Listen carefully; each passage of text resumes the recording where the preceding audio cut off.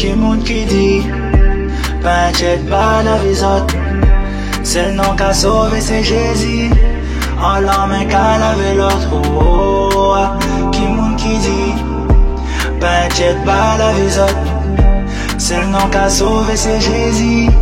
En la main qu'a lavé l'autre. Yeah. Non pas bête, mon Dieu m'a pas, il t'a eu toujours allé. Il caca derrière les mains, tout côté mon calé. Mon savait qui en jouait, puis il manquait monter. Far away. Au papa va m'inonder, que ça accomplisse ta volonté. Je m'abandonne à toi, Yahweh, Yahweh. Bonjour tout le monde. Voilà, bonjour à tous. Donc Timoun Gospel 15, nous sommes heureux de nous retrouver pour cette nouvelle émission. Vous le savez, Zazo de fait, comment allez-vous? Comment allez-vous? Eh bien, nous allons poursuivre avec, comme d'habitude, ce que nous vous avons préparé avec belle surprise. Alors, aujourd'hui, un interview. Oui, alors l'interview, c'est une surprise. Hein, ça a été fait de manière spontanée d'un visiteur. J'y avais pensé d'ailleurs l'inviter. Alors, vous allez le découvrir, confinement, déconfinement, avec une pensée aussi, une exhortation au bout et un encouragement dans ce temps de déconfinement. Vous avez peur? Bien sûr, nous n'attendons que ça. Nous allons découvrir aujourd'hui un nouvel artiste. Alors cet artiste, il nous vient de loin, effectivement, donc je vais vous laisser le découvrir sous titrage. Mais néanmoins, c'est un artiste qui a exercé plusieurs professions, chrétien, qui a été donc professeur d'anglais, il exerce d'autres métiers, un homme éminemment inspirant, il chantera en dialecte, en français.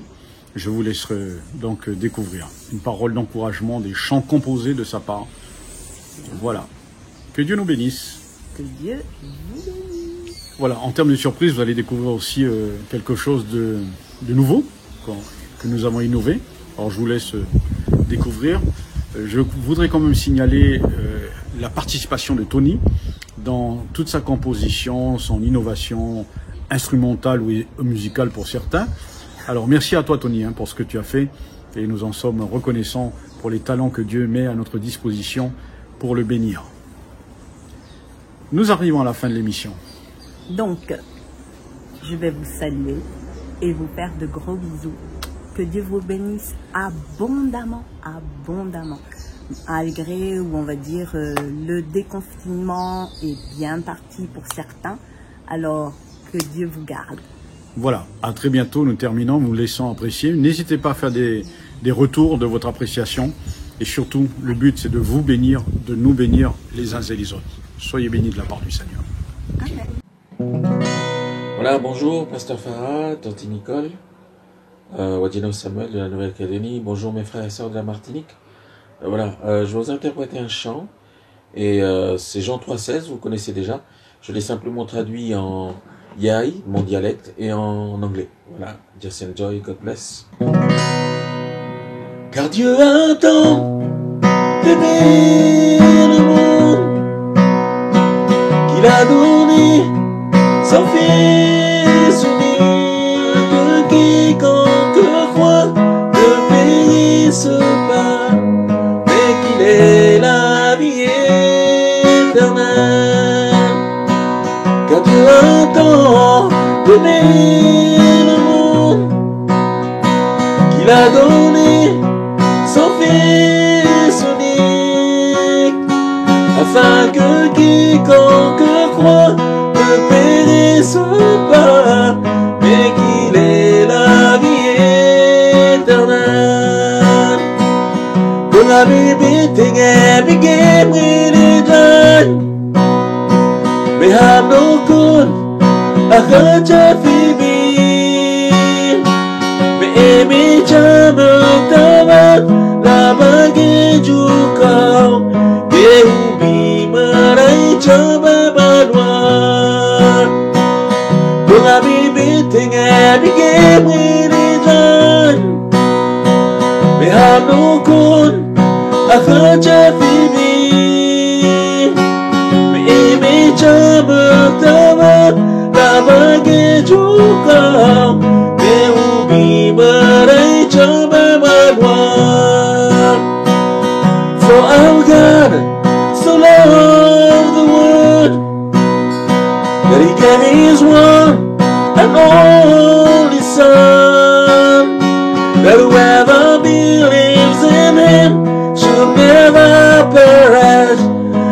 shall have everlasting life. For oh God so loved the world that he gave his one and only Son, that whoever believes in him should never perish, but shall have everlasting life. But shall have everlasting life. But shall have everlasting life. Seigneur, tu me connais parfaitement. Seigneur, tu regardes jusqu'au fond de mon cœur et tu me connais. Tu sais quand je m'assois et quand je me lève. Longtemps à l'avance, tu sais ce que je pense. Tu sais quand je marche et quand je me couche et tu connais toutes mes actions.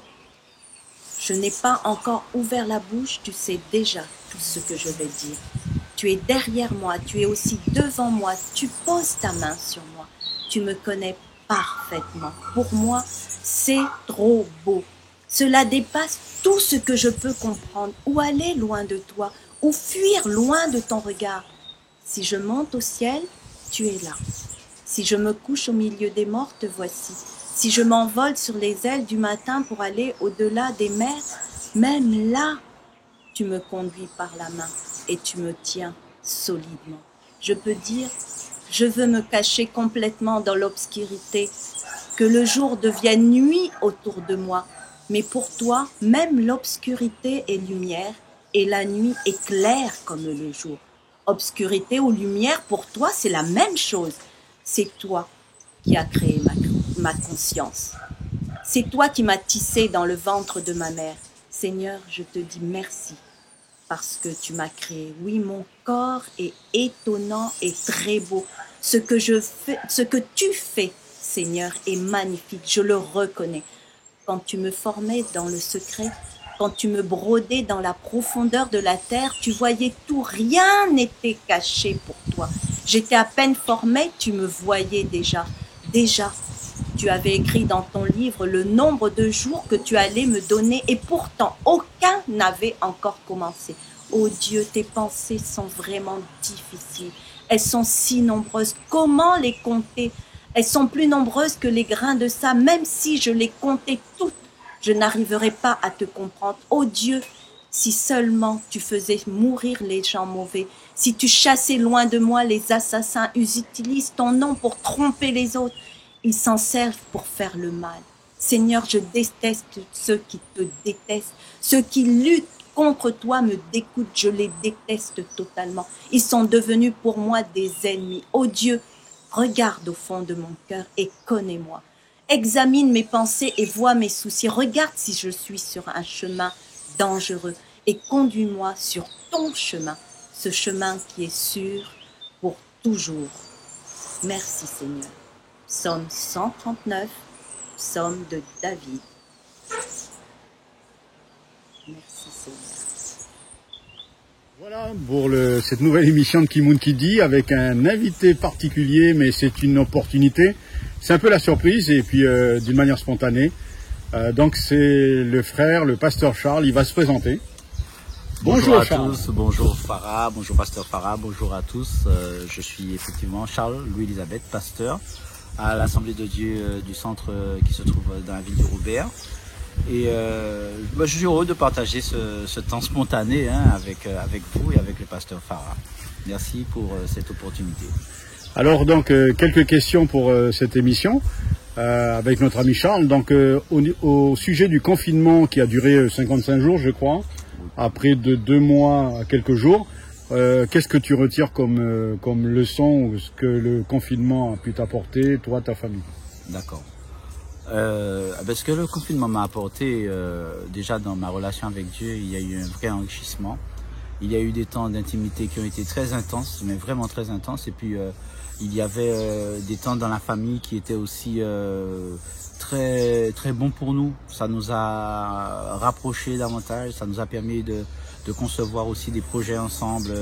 Ça nous a permis vraiment de vivre des temps avec mon fils et mon épouse, des moments très privilégiés que nous n'aurions pas su prendre en fait si cela n'avait pas été imposé. Et quelque part, à quelque chose de malheur et bon, tout en respectant bien entendu la douleur de ceux qui ont dû souffrir soit de la maladie ou bien de la perte d'un être cher. Nous avons fait le choix de vivre ce confinement comme une opportunité de rapprochement avec Dieu et de relation entre nous. Donc pour nous, le confinement a été positif. Merci Charles, donc on retient bien un rapprochement vis-à-vis de Dieu, la famille, pensons aussi aux autres personnes, excusez-moi. Donc c'est quelque chose de très bien. Nous sommes passés maintenant à notre quatrième jour de déconfinement. Et je crois que le déconfinement nous amène aussi à nous réadapter après beaucoup d'absence de jours de nos activités habituelles. Alors la question aussi, comment tu le vis, le déconfinement, et puis la question qui suit derrière, si tu as un conseil à donner donc à tous ceux qui nous suivent, chrétiens, non chrétiens, dans ce temps de déconfinement. D'accord. Alors le déconfinement, je crois que c'est une période dans laquelle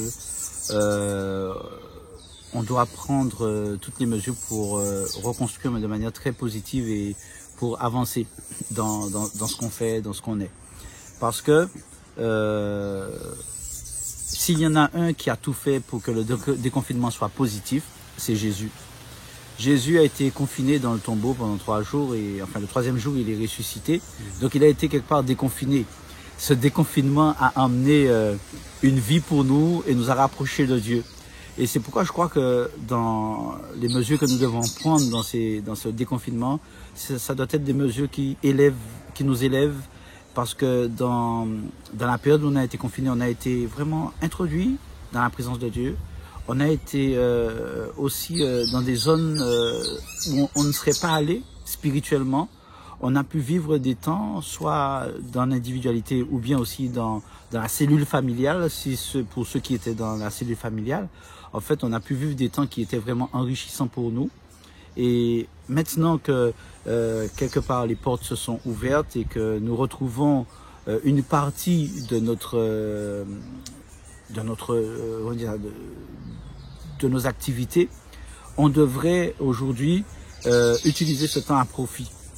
Mais pas n'importe comment.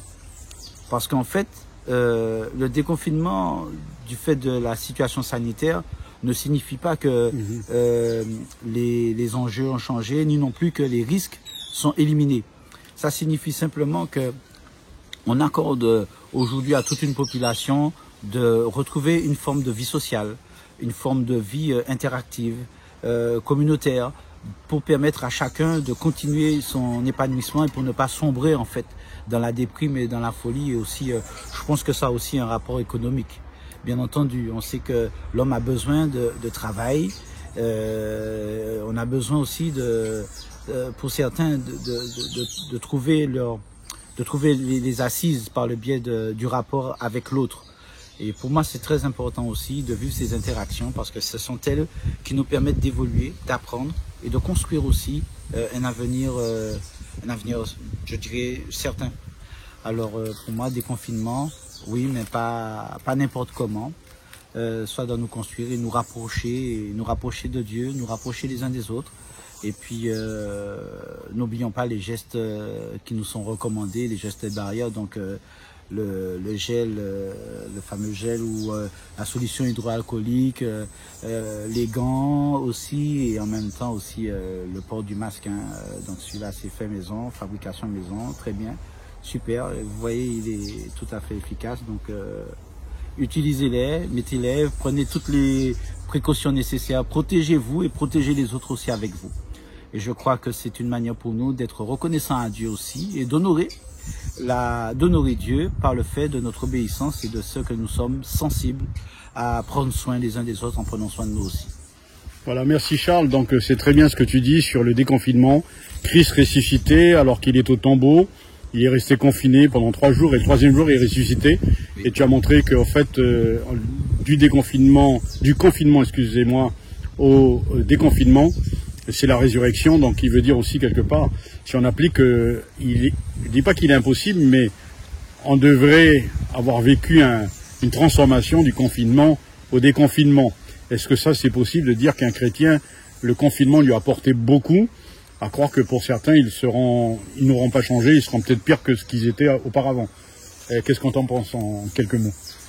Oui, je pense que le confinement, en tant que chrétien, en tout cas d'un point de vue personnel, m'a apporté beaucoup.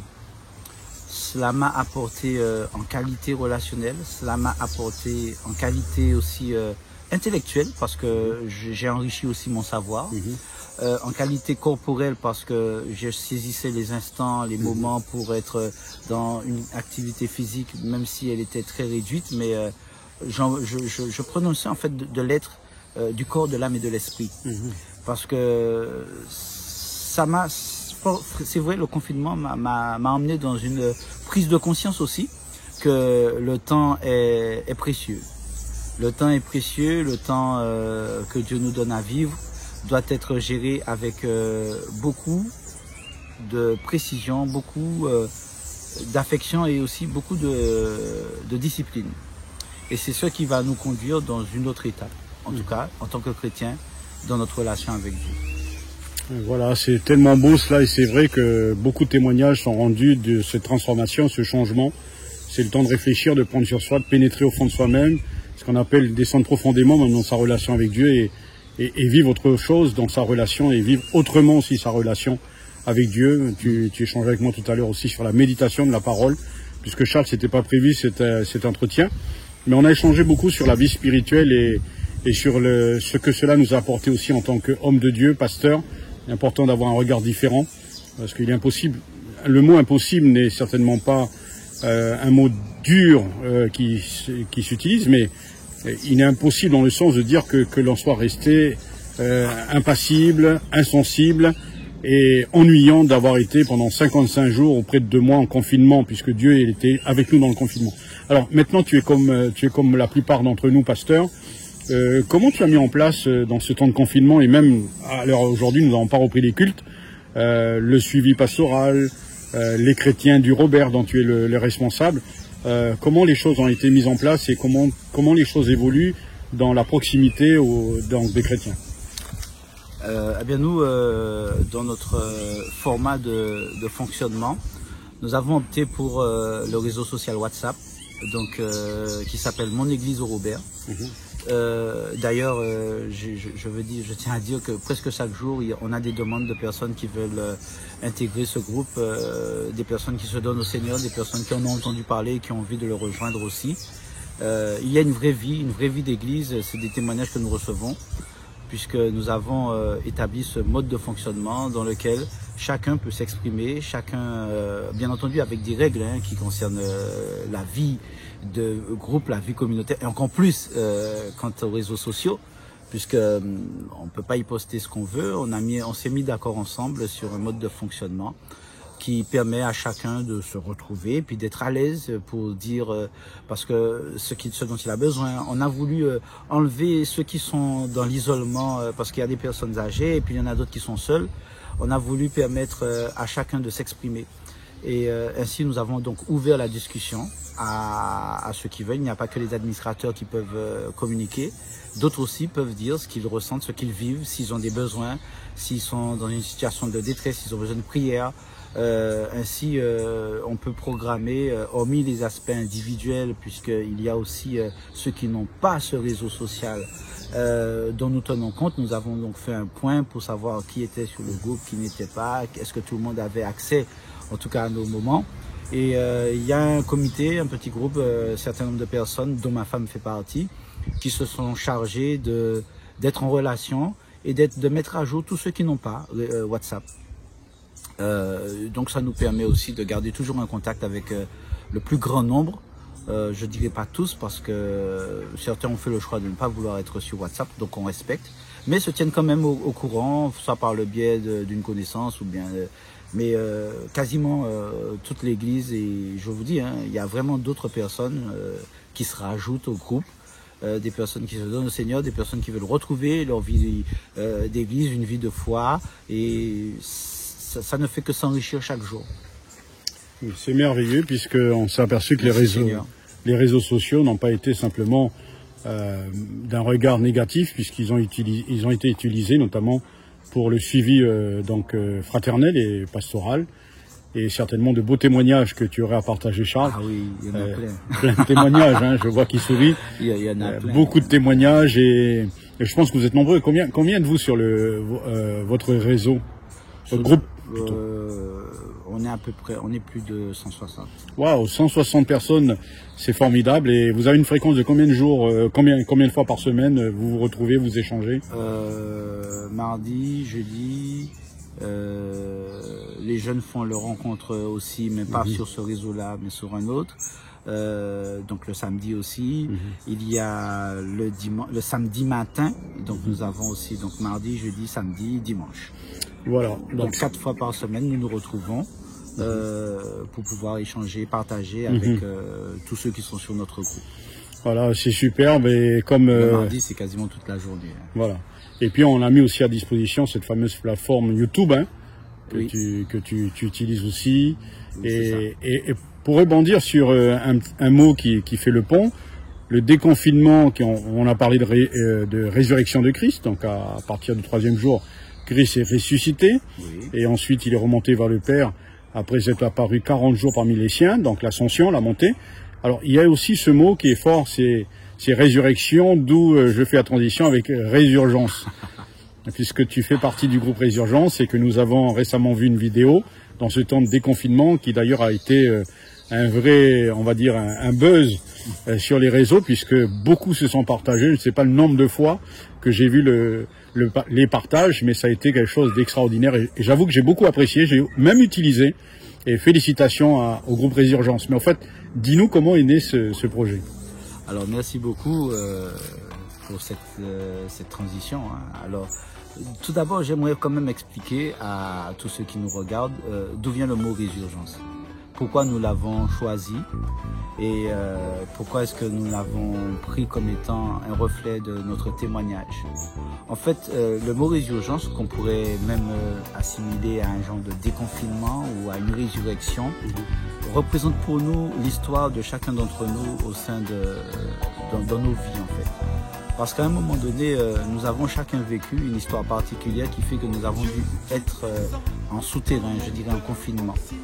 Et le mot résurgence est utilisé principalement en géologie pour exprimer la sortie d'une eau qui a transité en sous-sol pour ressortir de manière pure et je dirais comestible. Et de ce fait, nous sommes passés par cette étape de confinement, de filtration, pour ensuite ressortir avec quelque chose que Dieu a mis sur nos cœurs. Donc une mission, une vision et une direction. Et de ce fait, nous avons opté pour le mot résurgence qui nous représente, je dirais, de manière très simple dans l'image et aussi dans l'histoire. Et là, nous avons fait cette résurrection, cette nouvelle vie avec Dieu. Superbe, donc c'est très bien. Donc techniquement, on a vu bien sûr comment vous avez fait, musiciens. Je pense que vous n'étiez pas dans la même salle, dans la même pièce pour faire l'enregistrement et le montage. Oui, on a chacun travaillé chez soi. Nous avons. Alors cette idée est partie d'une pensée du bassiste, le premier que vous voyez d'ailleurs sur la vidéo. Marc Rogli. Ouais. C'est parti d'une initiative de Marc à laquelle nous avons tous adhéré. Au départ, c'était pour essayer quelque chose et au final, en cours de route, en fait, ça a pris un certain élan chez nous et puis une certaine force et on a décidé d'en faire quelque chose de plus élevé en fait et de plus sérieux. Alors du coup, nous avons chacun enregistré chez soi, nous avons enregistré chez nous, nous nous sommes filmés. Et là, nous avons pris des images avec le son et tout. Et puis, Marc s'est chargé de tout ce qui était, de tous les aspects techniques. Donc, autant sur le son que sur la vidéo. C'est lui qui s'est chargé de ça. Et puis, il a pris toutes les personnes qui pouvaient aussi l'aider dans cette tâche. Voilà, merci. Vous nous avez laissé on va dire, dans une fin. Et on sent très bien qu'on attend la suite. Et que vous êtes sur d'autres projets, donc on remercie Dieu pour ça. En tous les cas, félicitations. Bonjour aussi à l'église, ou bonsoir, mais certainement bonjour à l'église du Robert. Donc le pasteur Charles va terminer avec une parole, avec son cœur, de cœur à cœur, une parole qu'il a sur le cœur, une parole de Dieu, une parole de l'Écriture. Ce qu'il voudrait donner comme exhortation à chacun d'entre nous. Je lui laisse encore la place avant de terminer. Alors, moi, ce que j'ai envie de dire, je vais le dire en 2 versets. Le premier se trouve dans Josué 1,8, que ce livre de la loi ne s'éloigne point de ta bouche, médite-le jour et nuit pour agir fidèlement selon tout ce qui est écrit. Et c'est alors que tu auras du succès dans tes entreprises, c'est alors que tu réussiras. Donc, ce n'est pas une clé du succès seulement, mais il est question aussi d'une attitude, il est question aussi d'une discipline, il est question aussi, en fait, d'une mentalité. Et sans un changement de mentalité, c'est pas possible de progresser. Qui dit progrès dit forcément arrêt sur image, dit état des lieux, dit constatation et objection et aussi proposition dans le but d'avancer. Vraiment dans le but d'avancer. Progrès signifie avancer. Si quelque chose nous fait reculer, c'est pas un progrès, c'est de la régression. Et nous sommes là pour progresser. C'est ainsi aussi qu'on voit dans l'évangile de Luc où Jésus, il est écrit que Jésus grandissait en sagesse, en grâce devant Dieu et devant tous les hommes, en stature aussi. C'est-à-dire qu'il y a un équilibre tant dans le fait de la mentalité, du comportement, de l'attitude et du résultat. C'est-à-dire qu'il y a une croissance, il y a un développement équilibré, stature, sagesse et grâce. Et pour cela, j'invite tous les chrétiens, tous ceux qui ne le sont pas encore, enfin tous ceux qui regardent cette vidéo, durant cette période dite de confinement, déconfinement, à prendre ce qu'ils ont reçu pendant la période de confinement et maintenant de l'appliquer dans le but de grandir encore. Nous ne sommes pas encore finis. Selon ce que Dieu dit par Paul dans Éphésiens 4, 11, en fait, nous devons arriver à la stature d'homme fait en vue de l'œuvre à laquelle Dieu nous a tous appelés. Donc grandissons en sagesse, en stature et en grâce, non seulement devant Dieu, mais aussi devant tous les hommes, et soyons ces témoins fidèles qui vivent la parole. Voilà, merci beaucoup pour ces derniers mots de la fin, Charles. Donc nous retenons, grandissons, avançons, croissons, et toujours en stature, en croissance spirituelle. Voilà, merci beaucoup, et puis que Dieu te bénisse, et à la prochaine pour tout le monde. Merci à vous aussi, à bientôt.